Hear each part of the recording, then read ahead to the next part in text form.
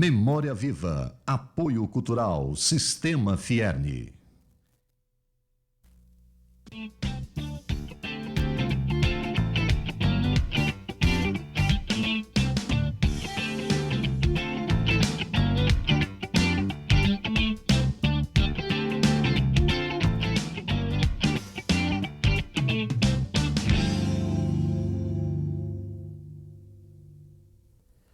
Olá! A TV Universitária, na retomada do seu programa Memória Viva, tem hoje a honra de receber em seu estúdio uma mulher cujo nome é uma verdadeira legenda.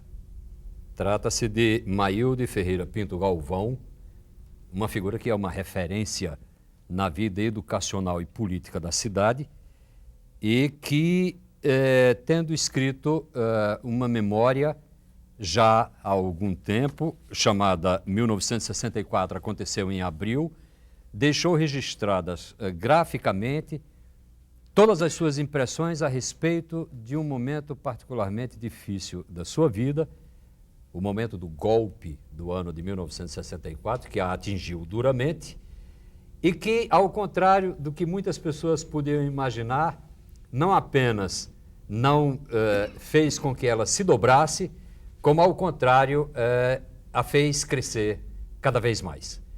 Por isso, devo dizer que é uma verdadeira honra, eu repito, receber a professora Maílde Pinto nesse estúdio essa noite. Maílde, boa noite. A TV Universitária quer saber de você o mais óbvio ao começar o programa. Como foi a infância de Maílde Pinto no município oestano, num sítio de nome tão bonito e de uma cachaça tão famosa, até as primeiras letras já no grupo e posteriormente seguindo para Mossoró e Natal? A minha infância foi a mais livre possível. Portanto, foi difícil eu dizer vocês aí. Foi a mais livre possível e bonita. A beleza dos banhos de açude, o engenho, o cheiro de mel, o verde do canavial, do algodoeiro, as algodoeiras, tudo que a fazenda possuía de beleza no verde e no convívio com os moradores.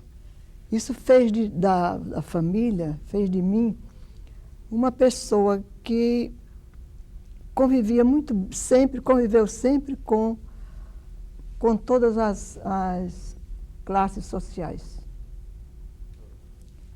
Isso talvez me deu um conteúdo humano muito bom. Em Malhada, nós fizemos o curso primário, porque meu pai mandou construir um grupo e recebia professoras enviadas pelo governo estadual. Depois do primário, eu fui fazer a preparação para a admissão, que nessa época tinha um curso de admissão, fui fazer em Martins, que não havia muita necessidade, mas o papai quis que eu fosse, eu fui. De lá fui para Mossoró, quer dizer, vim para as férias e depois fui para Mossoró e fui estudar no colégio interno. Passei parece que aumentaram a minha idade para poder fazer o ginasial. E foi fácil as freiras aceitarem aumentar a minha idade, porque papai ajudava muito o colégio, com rapadura, arroz, sei o que. Elas aceitaram quebrar o estatuto. E lá eu fiz a minha preparação para o nível médio. Acontece que com 15 anos, numas férias que eu vim, acabei casada. 15 anos não, com 16 anos. Eu me casei e com 19 anos estava separada, desquitada com uma filhinha. E foi assim, com 19 anos, desquitada, que eu vim para Natal. Maílde, você sempre foi rebelde? Não. eu não fui rebelde, eu fui uma pessoa... Eu acho que eu pensava muito, eu refletia muito. Eu era até muito calada. Agora, eu era muito alegre, muito brincalhona. E nos livros você certamente... Nos livros eu me saí bem. Mais dúvidas do que certezas, você com muita Não, curiosidade... foi logo- eu quando cheguei em Mossoró, eu tinha o meu curso estava bem feito. Eu tirava sempre boas notas e no colégio eu também tirava boas notas. Passei a não tirar boas notas em geografia, porque eu arranquei o miolo do livro e coloquei um livro de Zé de Alencar, o Guarani, que me foi emprestado por uma colega. E então eu lia o livro e as pessoas pensavam que eu estava estudando. Porque no colégio interno você é totalmente vigiada. Não tem um momento seu, né? Então, eu tinha que, para ler, tinha que ler dessa forma. Mas eu ajustei tão bem o livro que elas nunca descobriram. Eu li alguns livros dessa forma, na geografia. Maílde, como foi sua chegada a Natal? Como foi a sua inserção na vida de Natal? Olha, a vida de a sua inserção Natal, na vida cultural? A vida de Natal, chegada em Natal, Em que ano isso se foi deu? uma vida meio doída, porque eu vinha com a minha filhinha. Meus pais já moravam em Natal, eu vim morar com a minha família. E eu vinha muito, muito sofrida. Mas, na juventude, a gente levanta muito fácil. E eu tenho até facilidade de me levantar das quedas. Então papai tentou me matricular no Colégio das Neves, para continuar os estudos, mas as freiras não aceitaram porque eu era desquitada. Por sua vez, papai não deixou ir para o Ateneu, porque tinha rapazes demais. Pois é. Então, eu fui para um colégio particular. Uhum. Me parece que de professor Clementino Câmara, qualquer pessoa, um assim, onde eu fiz os 2 anos de estudo. Permita que eu interrompa você, sem que você Não. esqueça a resposta que estava dando ao professor Wilton, porque há um dado aí que é instigante e é muito curioso. Quer dizer, você, no início, meados dos 50, provavelmente, que Foi. você chegou aqui por Natal, Foi. já tendo vivenciado essa experiência de um matrimônio que acabou resultando... Um matrimônio desastrado, mas Enfim, tive uma filha com maravilhosa. uma filhinha, você retorna à Malhada, não é verdade? Com a sua filhinha. Não, eu Não, venho você para Natal. já veio para Natal. Meus pais estavam Mas você morando já era em uma Natal. moça desquitada na época. Era desquitada. Isso como é que batia em você? Como é que batia na sociedade?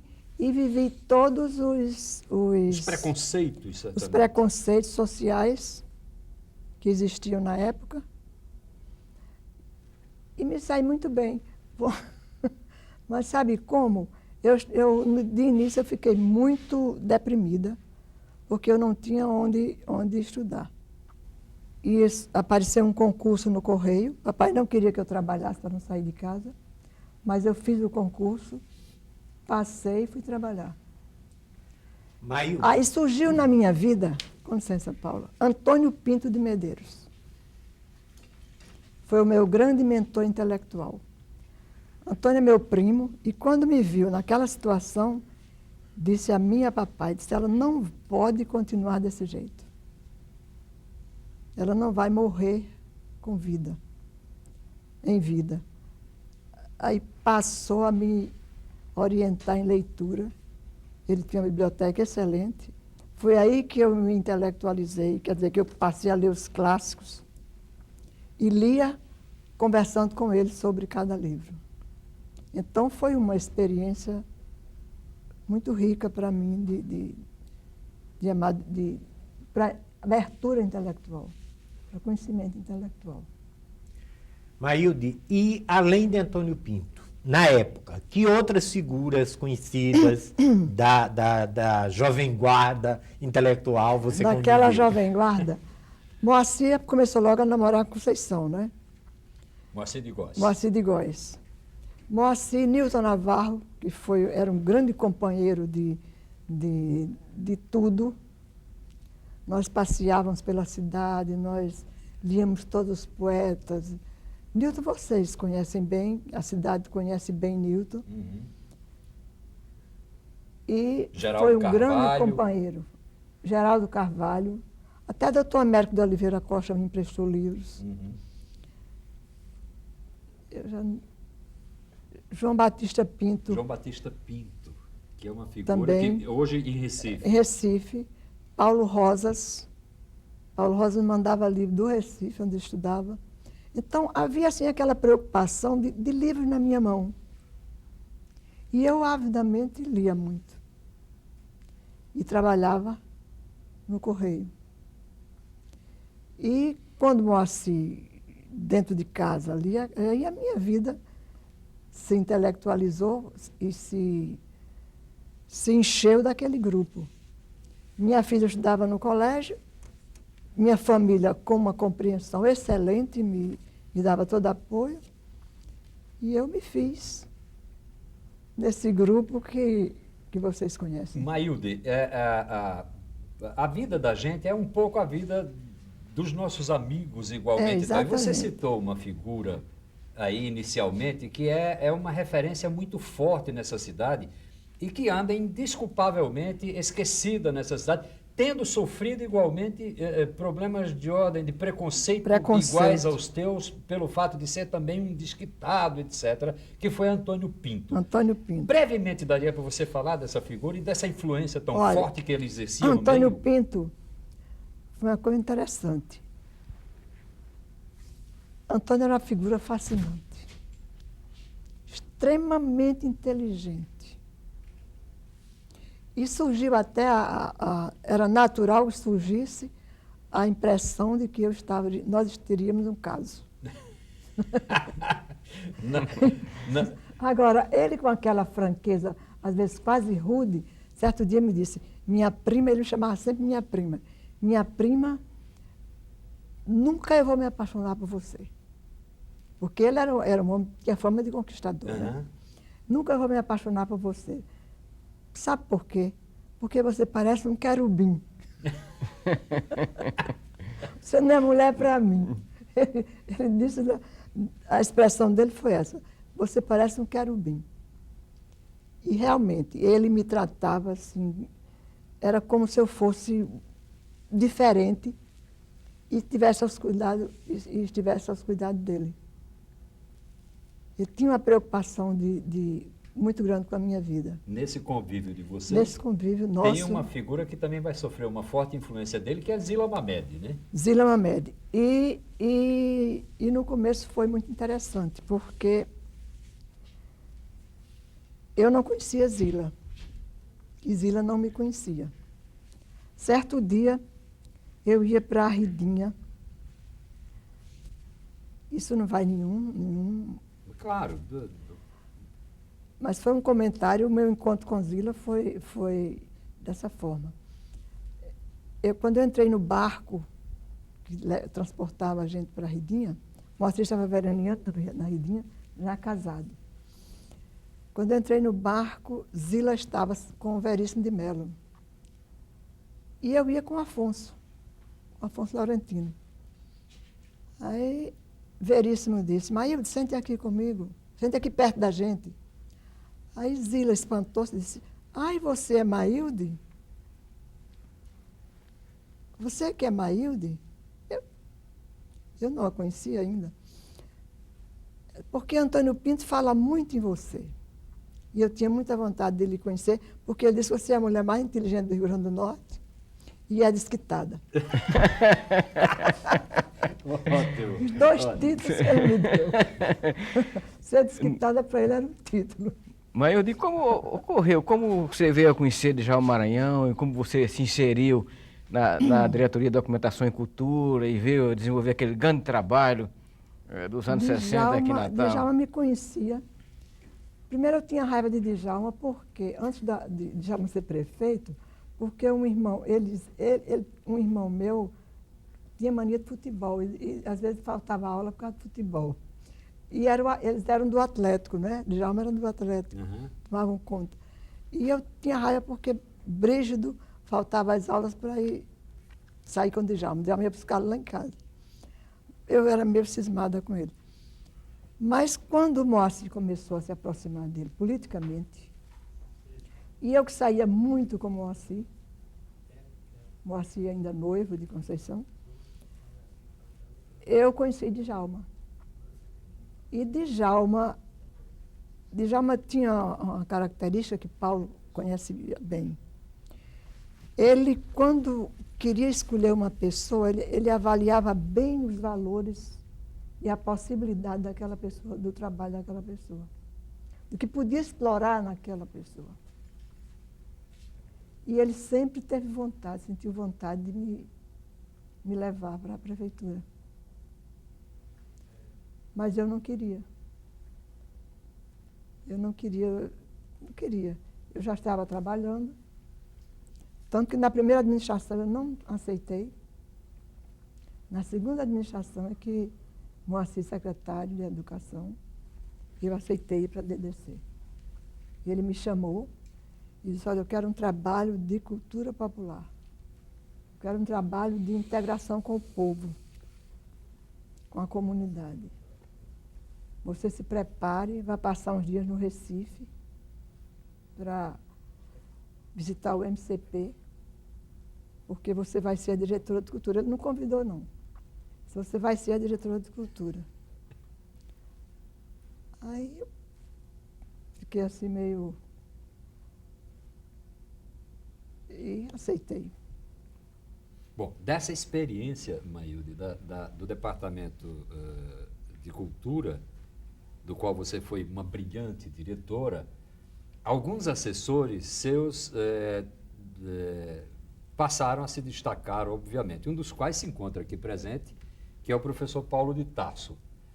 Seria interessante que Paulo também entrasse um pouco nessa seara aí, para a gente recobrar um pouco o ambiente dessa fase tão rica vivida por vocês no Departamento de Cultura. Eu lhe peço para dizer o seguinte, a equipe da diretoria da DDC era excelente. Uhum. Paulo e Nildo formavam, e Aponi formavam um trio excelente. E tanto que eu pedi até a Paulo para falar sobre os nossos programas, porque fica difícil para mim lembrar todos, e ele tem a memória, está com a memória melhor do que a minha.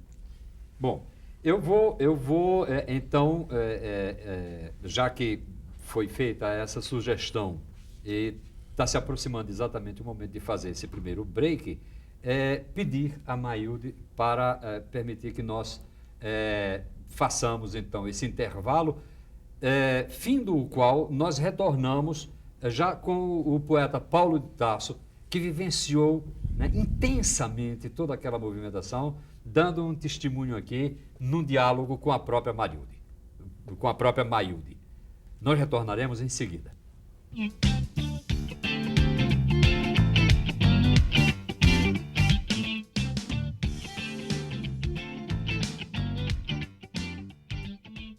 O trabalho dos voluntários da Casa de Apoio à Criança com Câncer Durval Paiva tem ajudado crianças que precisam de muito mais que tratamento médico. Todos podem colaborar através de doações ou como voluntários. Seja um artista para essa criançada. A Casa de Apoio à Criança com Câncer Durval Paiva conta com sua colaboração. Estamos aguardando sua visita. Contamos com a sua colaboração. Participe. Seja você como eu, mais um voluntário. Solidariedade faz bem para a alma e não tem contraindicação. As nossas crianças aguardam sua visita. Venha participar com a gente. Sua presença é muito importante. Eu e você estamos juntos nessa causa. Participe. Queremos ver você junto com a gente nessa iniciativa. Dê um presente ao seu coração. Faça nossas crianças sorrirem. Mostre o que você traz de melhor dentro de si. Quando todos se juntam, a gente consegue chegar lá.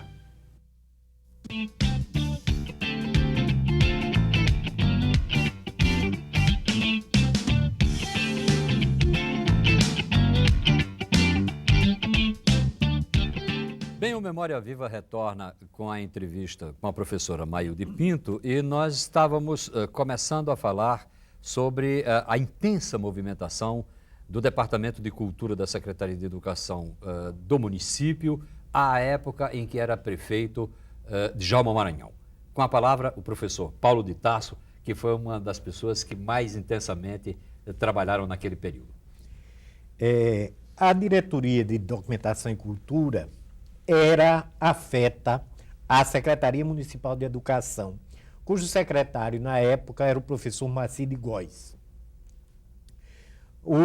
Em termos de organograma e equipe, a diretoria constava de uma diretora, que no caso era Maílde Galvão, e de uma assessoria cultural constituída por Nilton Navarro, a professora Nízia Bezerra de Medeiros, o pintor Iaponi Araújo e eu, Paulo de Tarso.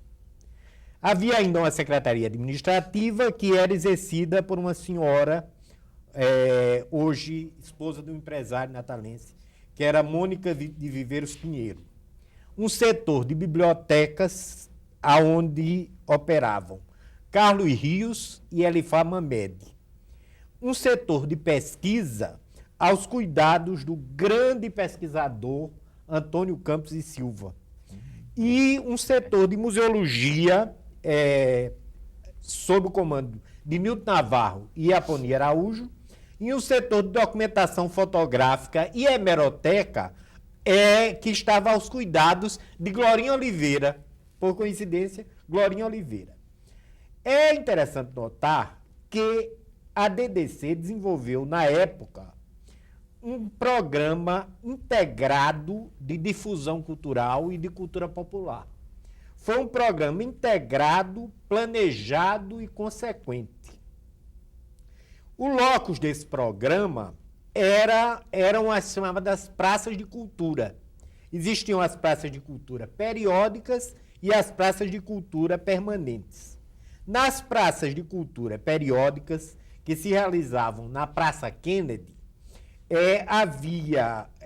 constavam as praças principalmente de feiras de livros e apresentações artísticas. Nas praças de cultura permanentes, que estavam nas Rocas, nas Quintas e na Praça André Albuquerque, constavam inicialmente de bibliotecas com um acervo de cerca de 2.000 livros. É interessante notar que essas bibliotecas eram colocadas em barracões de madeira. Depois eu vou pedir a Maílde que fale ainda um pouco, complemente mais a respeito disso. Bibliotecas, quadras de esporte, colocava-se televisão, que na época era uma raridade, e se faziam também projeções de filmes. E havia fatos muito interessantes a respeito de como trazer as pessoas para a biblioteca, que eu peço a Maílde que detalhe, porque ela detalha muito melhor do que eu. Quando foi para executar o plano de biblioteca, nós não tínhamos dinheiro para livros. Foi feita uma campanha pela cidade, um carro solicitando com o slogan: o livro que sobra na sua biblioteca falta nas mãos do povo. E nós a prefeitura recebeu uma doação muito grande de livros. E os livros foram registrados na DDC e Djalma mandou fazer a barraca de madeira, porque não tinha como fazer biblioteca. E a cidade, na época, não tinha biblioteca. Agora, para nós, fizemos também uma campanha nas Rocas, que foi o primeiro bairro, perguntando à população que livros gostariam de ler. E não obtivemos respostas. Então, ficamos sem saber o que escolher. Mas, já, de certa forma, sabíamos que era principalmente livros infantis e literatura popular, literatura nacional. E que se tocasse o povo, se a gente se aproximasse, o povo começasse a ler. Para atrair o povo, as pessoas, mandou-se fazer, ao lado da biblioteca, uma espécie de vitrine, onde nós colocávamos todos os dias a página de esporte do jornal, onde esporte e fotografias de misses. que na época havia muito concurso de Miss, né? Então aquilo atraía sempre os homens. E no balcão da barraca, colocávamos revistas, principalmente revistas infantis. E facilitávamos também o empréstimo. Não havia rigidez no empréstimo. Bastava uma referência de água ou luz e levava o livro. Isso é um detalhe que vale registrar. Nunca foi extraviado um livro. Nunca deixaram de devolver.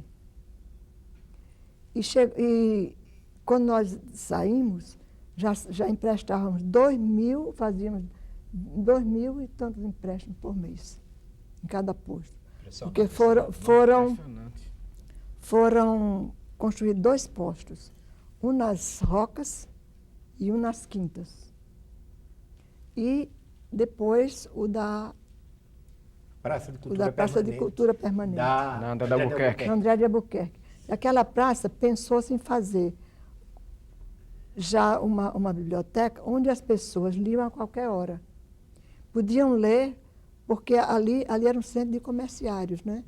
Os comerciários podiam ler e deixar o livro e vir no dia seguinte e ler na hora dos seus lanches, dos seus intervalos. Então, isso facilitou muito, foi muito boa a frequência. Tinha também um barzinho, sem bebida alcoólica, somente de café e me parece que água de coco, lanchezinhos. Sucos, refrigerantes. As pessoas podiam passar o dia ali lendo e ao lado tinha uma concha acústica, onde se apresentavam os jograis, coral e também nós tinha um serviço de alto-falante onde se botava música à noite. E que Moacir Cirne era quem fazia a escolha da música e a apresentação da música. Sob a locução ilustre do poeta Dailor Varela. Que era gago. Mas que falava lindamente. Não gagueira. Como todo gago, na hora que se via na frente do Isso microfone. era aquela praça. Porque nós tínhamos ali a Galeria de Arte. Pois é, uma galeria que tinha ali naquela praça também, Naquela né? praça, Paulo falará bem sobre a galeria e essa biblioteca, mais essa biblioteca. Havia uma É concha interessante. acústica também? Era essa concha acústica. Concha acústica É interessante notar o seguinte, por exemplo, a campanha por exemplo, hoje em dia se fala tanto de campanha de incentivo à leitura. Como era planejado e como era bem conseguido, bem planejado, como era engenhosa a campanha de incentivo à leitura. Não é? A partir do mural, com notícias de esporte, notícias de missa, que atraía Isso é um processo de sedução do leitor. De sedução. Então, esse que De se chama- sedução do cliente. Bem, Do leitor, no então, caso, né? Esse setor de bibliotecas, havia as 3 bibliotecas permanentes, cada uma com acervo de 2.000 livros. Havia um ônibus, biblioteca volante. Com licença, que era a minha dor de cabeça, porque quebrava muito. Um ônibus biblioteca volante e uma coisa interessantíssima. Havia 9 caixas de biblioteca, que essas caixas eram caixas assim de metal com acervos renováveis e intercambiáveis que corriam os acampamentos. Na Eles campanha eram que nós trocados de acampamento em acampamento e constavam de um acervo de 100, 200 livros em cada caixa, acervos principalmente de livros infantis, didáticos e paradidáticos, porque eram dirigidos especificamente aos acampamentos. Bem, então, o programa integrado começava a partir do incentivo à leitura. E a partir daí se tinha o quê? Tinha a parte de artes plásticas funcionando com a galeria de arte da Praça André de Albuquerque e no departamento havia também um museu de arte popular com peças de todo o Brasil, um acervo de peças de todo o Brasil. Peças já popular. Inclusive Chico Santeiro, de né? todo o Brasil. Grande acervo de Chico Chico Santeiro, né? Grande acervo de Chico Santeiro. Chico Santeiro Na Galeria de praticamente- Arte havia uma exposição permanente de um grande acervo, do acervo mais antigo e do acervo histórico de Chico Santeiro. E nessa Galeria de Arte havia também o quê? Exposições periódicas de artistas plásticos da terra ou de outros estados, exposições didáticas de reproduções exibidas segundo temas, segundo épocas ou de artistas famosos. Por exemplo, uma exposição toda sobre o impressionismo, o tema impressionismo. Uma exposição sobre o ciclo natalino, toda de natividades, madonas e etc. Tal. Uma exposição, por exemplo, de reproduções, como a exposição Picasso. E havia também na Galeria de Arte exposições assim, de eventos isolados. Uma das mais deslumbrantes foi a exposição chamada Exposição de Poesia Ilustrada, Foi lindo. que era, você pegava um poema de um determinado poeta e pedia a um dos pintores, principalmente Nilton e Aponi, que fizessem uma ilustração a respeito daquele poema. E você expunha o cartaz numa folha de papel especial, resultado, numa folha de papel de bom tamanho, Guache, parece. papel guache, geralmente, com a ilustração Papel guache colorido. e o poema.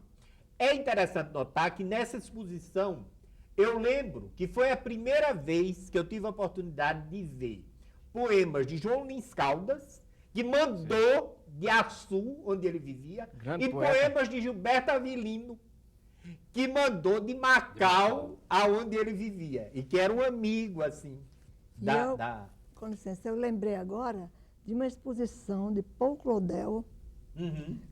numa Semana Santa, feita por Newton, também em folhas de guache. Exato. Ficou lindo. Havia Foi essa linda. exposição temática, que numa determinada época, então você fazia ciclo natalino, Semana Santa, e por aí havia essa exploração. Havia também o seguinte, havia a turma de artes cênicas do Teatrinho do Povo, não é? Hoje Teatro Sandoval Vanderlei No é Alecrim. uma invenção. Lá no Alecrim. Sim, é uma invenção da DDC de Djalma, o Teatro Sandoval Vanderlei. Exatamente. Foi inventado nesse tempo, que era chamado Teatrinho do Povo. Lá funcionavam grupos de estudantes do ginásio municipal, porque o programa do Departamento de Documentação e Cultura era muito integrado com o programa do ginásio municipal e com a campanha. Com a campanha de pé no chão. Aqui, Campanha de pé no aqui chão. é uma. Eu gostaria até que ressalvar- você falasse sobre isso. É, Maíra. ressalvar, preciso ressaltar isso. que tudo que era executado na DDC passava pelo gabinete do secretário Moacir de Góes, integrando-se à campanha de pé no chão. Porque esse foi um grande momento de Natal. Foi. Essa campanha de Pé no Chão também se aprende a ler. Foi. Houve na época de Djalma Maranhão uma grande mobilização Foi. cultural e uma grande mobilização educacional. E parece que o que distinguiu essa campanha de educação de outros movimentos educacionais era essa grande inserção cultural. Alunos das escolas iam para a Galeria de Arte, para Newton Navarro, falar sobre arte. Paulo já falou a respeito dessa integração das bibliotecas. Todo o programa era feito com o secretário e executado pela equipe da DDC. E com relação aos grupos de cultura popular de dança, Ah. autos populares, Essa é como uma era a grande inserção disso com a história, essa é campanha uma de Pé no grande Chão? história. Era interessantíssimo. Essa foi a Por grande exemplo, história. havia a preocupação com os grupos de populares, de folguedos populares chamados. Mas isso começava com a pesquisa. Antônio Campos exatamente. sofria a pesquisa em primeiro lugar. Depois se estabeleciam a assistência a grupos. Veja como o negócio era todo organizado. Pesquisa, assistência a grupos, apresentações em épocas, havia apresentações durante todo o ano e havia apresentações em épocas mais marcantes, tipo ciclo natalino, ciclo junino, ciclo carnavalesco. E havia também o incentivo à perpetuação dos folguedos, que era um incentivo à formação de grupos infantis. E isso se fazia nos acampamentos. Lembra, Maílde? Era.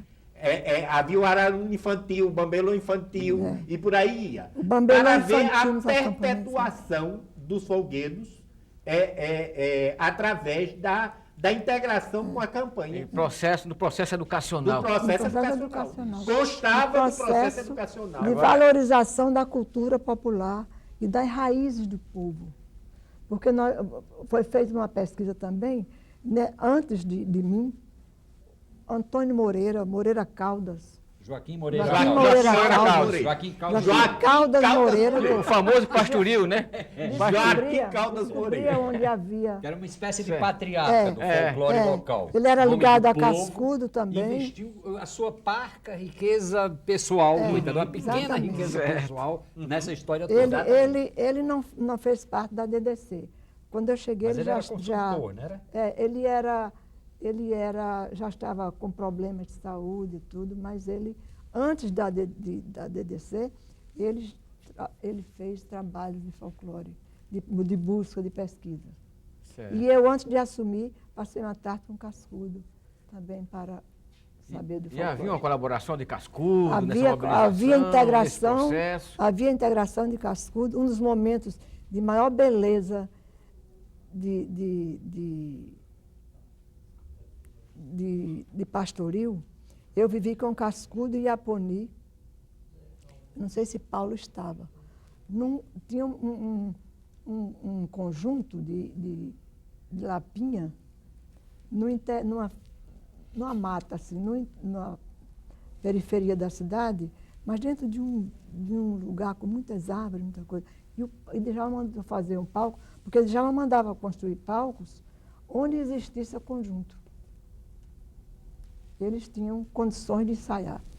E nós fomos ver esse conjunto ensaiar, e eu mandei avisar, eles ensaiaram com toda a vestimenta, né? Ensaiaram prontos como uma apresentação para Cascudo ver.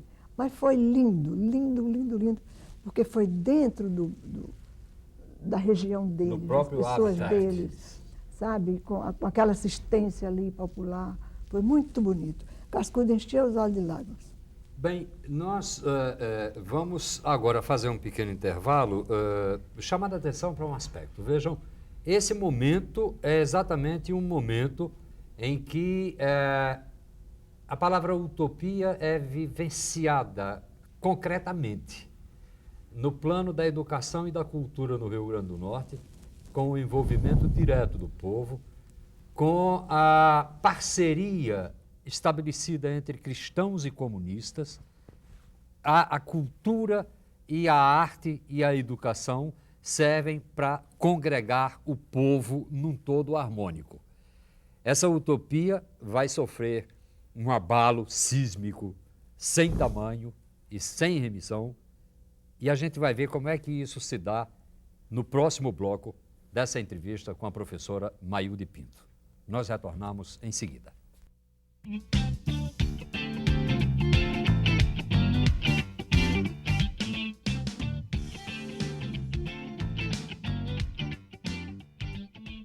O trabalho dos voluntários da Casa de Apoio à Criança com Câncer Durval Paiva tem ajudado crianças que precisam de muito mais que tratamento médico.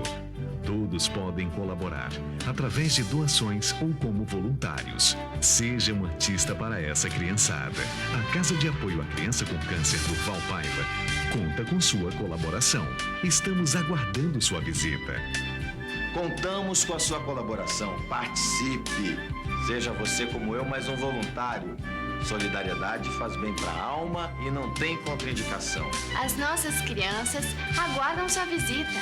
Venha participar com a gente. Sua presença é muito importante. Eu e você estamos juntos nessa causa. Participe. Queremos ver você junto com a gente nessa iniciativa. Dê um presente ao seu coração. Faça nossas crianças sorrirem. Mostre o que você traz de melhor dentro de si. Quando todos se juntam, a gente consegue chegar lá.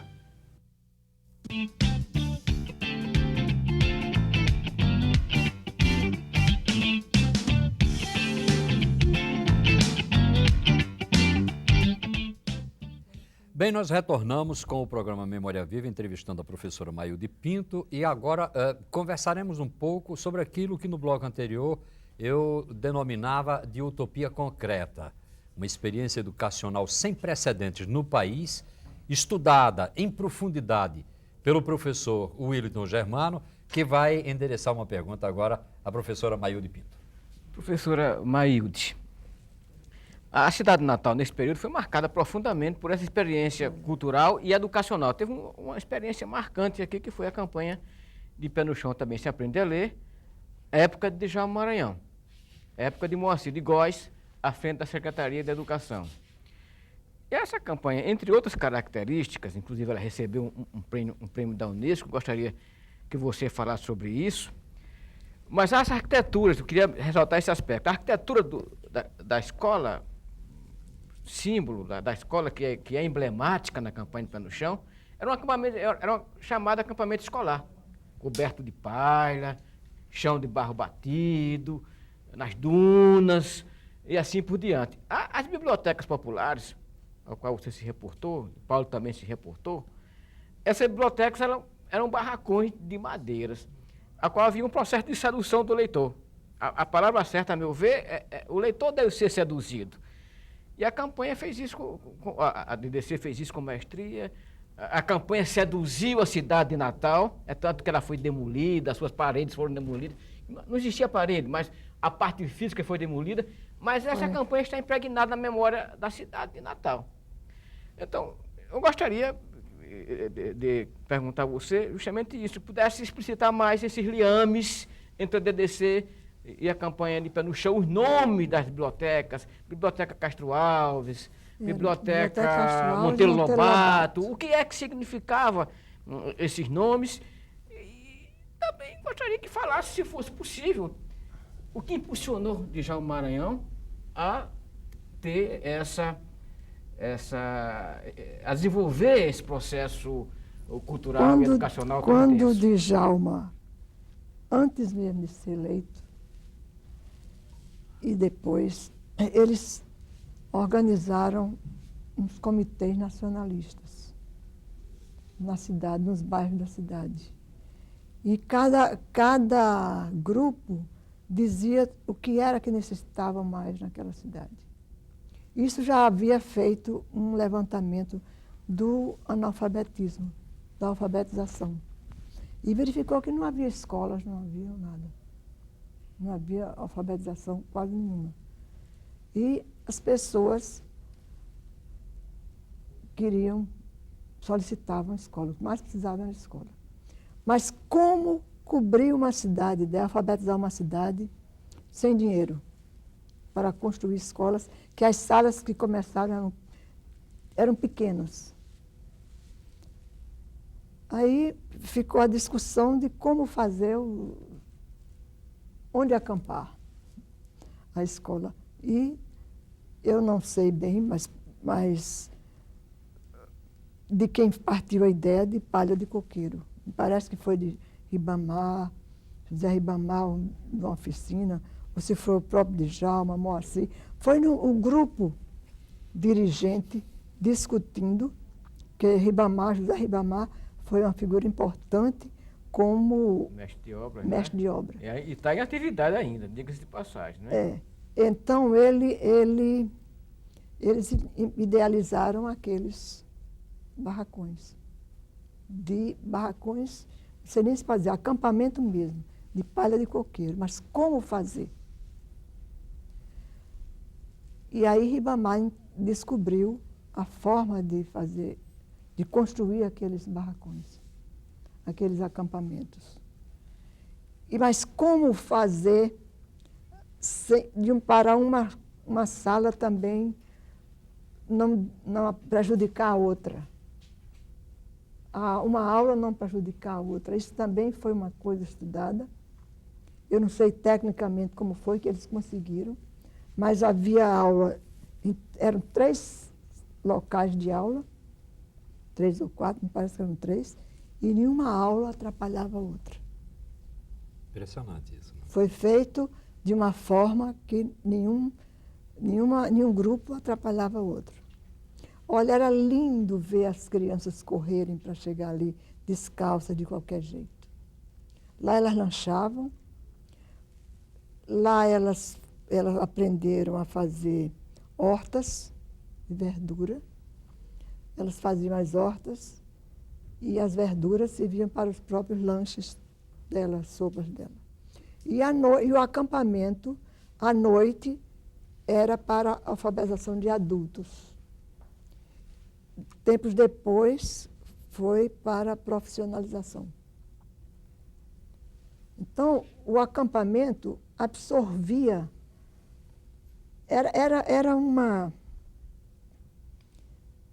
junção de programas, de trabalho, que a gente não sabia mais o que era alfabetização de pé no chão, o que era DDC. Era uma integração absoluta. A DDC funcionava junto com o gabinete do secretário de Educação. Então, era um negócio lindo. E toda quarta-feira, Djalma pegava os diretores de trabalho e levava para visitar os acampamentos. Nós visitávamos as quartas-feiras, todos os acampamentos. Contato direto com a realidade. Contato direto com a realidade e eles se sentiam em contato direto com o prefeito. Quando Djalma chegava, eles corriam para Djalma, aquela coisa. Agora, mas é interessante, é uma escola sem paredes e sem portas. As escolas hoje Era têm... escola sem paredes e sem Hoje portas. tem... Escola pobre, Nunca houve, escola para olha, um país pobre de escolas. Nunca houve, e havia um acampamento redondo, que era lindo, eu achava, do recreio, onde eles dançavam e onde se fazia círculo de leitura. Era uma escola amada pelo povo, A professora também lia para os garotos. Era uma escola amada pelo Era povo, né, lindo, Maílde? era lindo o acampamento. Uma escola amada pelo Era. povo, não é? Hoje Era a escola tem lindo. murais, tem Era muros lindo. E enormes. aprovada Nunca- internacionalmente, né? e Como nunca você foi houve- sobre- Premiado. Nunca houve um atrito de uma criança com outra. E- Isso foi lindo. E o que levou, então, essa campanha, foi isso que conduziu Era uma mística. a receber um prêmio da Unesco? Era uma mística que nós tínhamos que não existia outro valor maior que aquele. E bem, mas de toda maneira, e o nosso tempo inexoravelmente avança, e aí a gente vai ter que chegar a esse ponto, e sem querer, enfim, ser inconveniente, eu pediria agora a Maílde, uma vez que esse depoimento é para a história, é uma memória viva de quem protagonizou, inclusive, vários daqueles acontecimentos, que, de repente, esse sonho todo é mutilado por um golpe de Estado, um golpe militar, com a implantação da ditadura militar de 1964, e cai por terra, pelo menos naquele momento lá, todo esse ideal. Fale, eu sei que dói isso em você, mas fale ainda que brevemente, para que isso fique como um testemunho para a Sabe que história. eu acho que essa altura desse dói momento. mais em quem destruiu do que em mim. Mas é evidente, é evidente. Eu gostaria que você comentasse sobre isso, Olha, Maílde. eu Da sua prisão até o momento que você está vivendo, sinteticamente que o seja. momento mais dramático foi o momento que eles invadiram a prefeitura, de metralhadora em punho, assim, na frente de Djalma. Eu Exército. estava perto do exército. Eu estava perto e poucas pessoas, mas eles invadiram assim como loucos, furiosos. Parecia que eles estavam com medo. O medo era deles, não nosso. Djalma levantou-se no impulso, mas houve aquela invasão, mandou para fora seus comunistas, filhos. O palavrão saiu.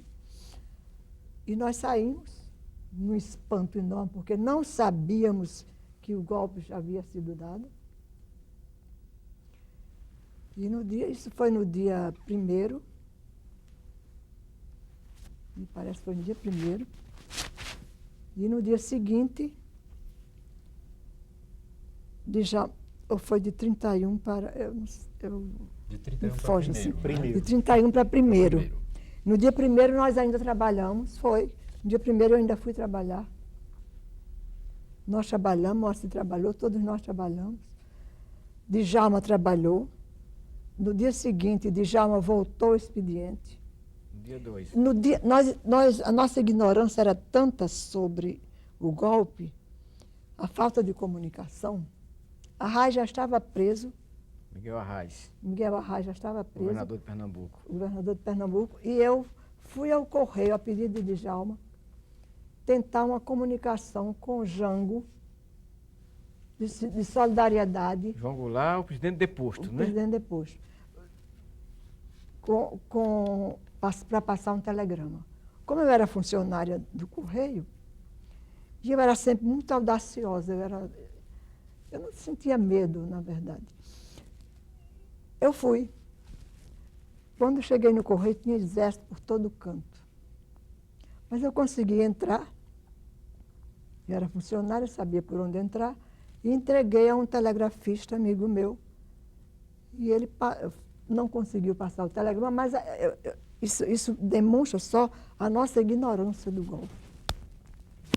Enquanto que o governo do Estado já estava definido, em comunicação com Magalhães Pinto, ele já sabia o que estava acontecendo, e nós ainda na ignorância. No dia 2, voltamos ao expediente. Djalma foi preso às 3 horas, 3 para 3h30. Ele se encontrava só, porque ele não quis ninguém com ele no gabinete. Encontrava sozinho. Alguém me telefonou. Eu vim para a prefeitura. Quando cheguei, ele já havia saído, já haviam levado para o 16. Para o quartel-general primeiro, depois para o 16. E eu fui da prefeitura para a casa dele. Fiquei lá um tempo com a mulher dele, com Dária, e de lá fui para casa. Dentro de um espanto. Eu me lembro que a minha maior emoção era espanto. Não era medo, sequer tristeza, era espanto. E fui para casa. 8 dias depois, aí começaram as prisões, a cidade invadida, exército por todo canto. Entrou o pânico na cidade também, viu? Uhum. No dia 8 de abril, eu estava em casa de uma irmã, tinha ido lá a visita ao negócio, quando chegou a minha filha, adolescente, levada num jipe por 2 soldados, cada um com metralhadora, um oficial na frente e um motorista de lado. A minha filha entrou muito aflita, disse: "Mainha, vieram lhe buscar." Eu saí, entrei no jipe e fui. Foi o meu pior momento na prisão, eu fui presa 2 vezes, foi este em que minha filha ficou e eu saí. E ela saiu correndo atrás do jipe.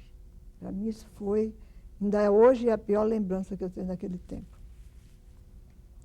E foi também uma tarde dolorosa, porque eu peguei um tenente ignorante, analfabeto.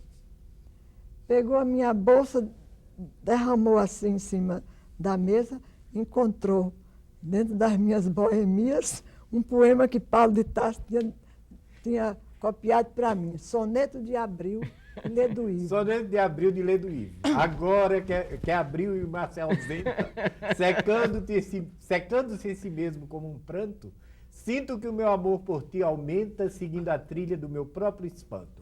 Agora que é Abril e vou morrer, as alegres canções dos outros meses, quero-te muito mesmo que escondas.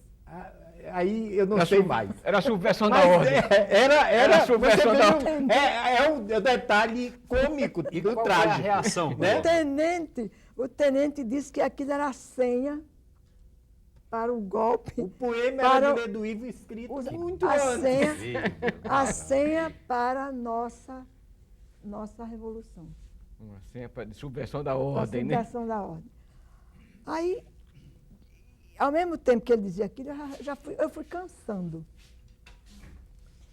Fui ficando cansada, aí a Dilminha chegou de lá da minha filha, chorando lá pelo lado de fora, ele chegou e disse, a sua filha está chorando aí fora, para me amedrontar, me atormentar. Aí eu perdi a paciência, disse, coronel, não era coronel, coisa nenhuma, mas era o capitão Moura Costa, um dentista. Eu disse, por favor, tira esse tenente aqui, de perto de mim e assuma esse interrogatório que eu não aguento mais.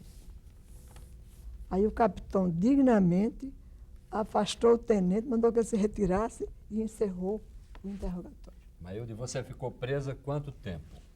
Nesse dia, só uma tarde. Depois, certa noite, Leonardo tinha sido solto, Leonardo Bezerra, e mandou me chamar e me avisou.